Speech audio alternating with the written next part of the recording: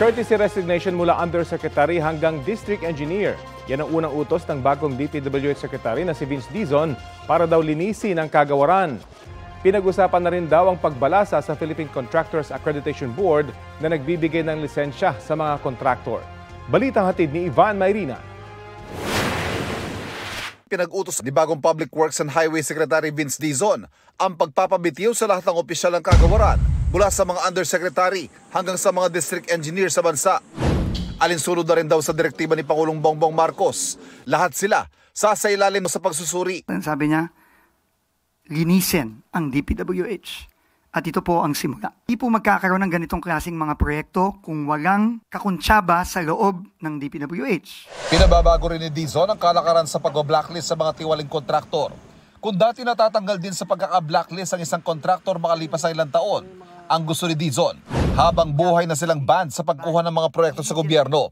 Kapag ang isang project ng isang kontraktor ay ghost o napatunayang substandard, wala na po itong proseso, wala nang investigasyon, automatic po blacklisted for life ang kontraktor na yan.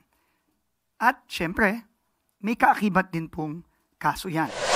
Kinausap na rin ni Dizon si Trade and Industry Secretary Cristina Roque para sa malawakang revamp sa Philippine Contractors Accreditation Board o PCAB na nasa ilalim ng DTI.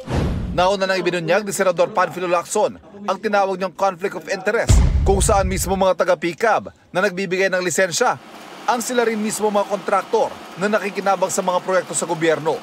May alegasyon din na pangingikil sa pagbibigay ng lisensya. Sa pagdinig ng Senate Blue Ribbon Committee, sabi ni PCAB Chairman Pericles Dakay, wala siyang government projects. Nagsasagawa na rin daw sila ng investigasyon ukol sa mga opisyal na nauugnay sa ilang government projects. Nagsasagawa na rin ng investigasyon ng Construction Industry Authority of the Philippines sa contractor licensing system ng PCAB sa mga sinasabing anomalya at kumuha ng third-party watchdog para magsagawa ng review. Inihahanda na rin daw ni Pangulong Marcos ang isang kautosang bubuo ng isang independent commission na mag-iimbestiga at magpapanagot sa mga sangkot sa mga anomalya mga flood control projects. The independent commission will be the investigative arm so that they will continue to investigate whatever information is received. It will be sent to them. They will investigate it, and they will make recommendations as to how to proceed, whether kasuhan itong mga ito or i-ombudsman o dalhin sa DOJ, whatever it is. But they will recommend to the executive what to do with certain parties who have been found to be part of all of this corruption that's been going on, not only in flood control but all of the works of the workings within DPWH. Wala pang pinapangalanan kung sino ang mamumuno at mga bubuo ng komisyon. Pero may mga investigador, mga abogado, mga justice at prosecutor na susuri sa mga impormasyon at ebidensya at bubuo ng rekomendasyon para panagutin ang mga sangkot.